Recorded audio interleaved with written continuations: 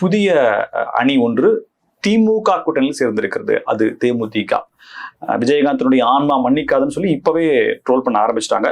இந்த முடிவை திமுகவின் பலமாக எடுத்துக்கொள்ளலாமா, தேமுதிகவினுடைய எதிர்காலமாக எடுத்துக்கொள்ளலாம்? சார், இந்த முடிவினால் திமுகவுக்கு பலமும் கிடையாது, தேமுதிகவுக்கு அதாவது இனி வாழ்க்கையும் கிடையாது, தற்கொலை முயற்சி அப்படின்னு தான் சார் சொல்ல முடியும்.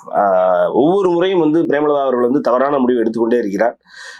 என்னை கேட்டால் நான் கிளியராக சொன்னால் 2011க்கு அப்புறம் கேப்டன் விஜயகாந்த் அவர்கள் இல்லைன்னா தேமுதிக அப்படின்னா பிரேமலதா இல்லை பிரேமலதாவுடைய தம்பி யாராக இருந்தாலும் தேமுதிகவை அங்குலமங்கலமாக அழிப்பதற்கான யுக்திகளை மட்டுமே, தேர்தல் யுக்திகளை மட்டுமே எடுத்துட்டு இருக்காங்கன்னு சொல்லுவோம் சார். 2016 அவங்க மக்கள் நல கூட்டணி என்னைக்கு அந்த மக்கள் நல கூட்டணியும் மிக தவறான ஒரு முடிவு. ஒன்றும் இல்லை, 2016 தேமுதிக ஒருவேளை டிஎம்கே கூட போயிருந்ததுன்னா இன்னைக்கு தேமுதிக ஒரு மிகப்பெரிய கட்சியாக இருந்திருக்கும் சார்.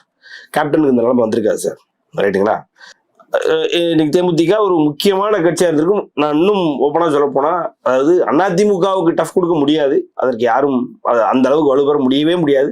கொடுத்துருக்கலாம், ஒருவேளை மேபி வாய்ப்பு இருந்திருக்கும் சார். அப்போ தேமுதிகவை 2016 நீட்டா புரட்சி அம்மா அவருடைய அந்த அரசியல் ஸ்ட்ராட்டஜினால என்னன்னா, மக்கள் கூட்டணி 3வது ஒரு கூட்டணி ஆரம்பிச்சு திமுகவை தோற்கடித்தது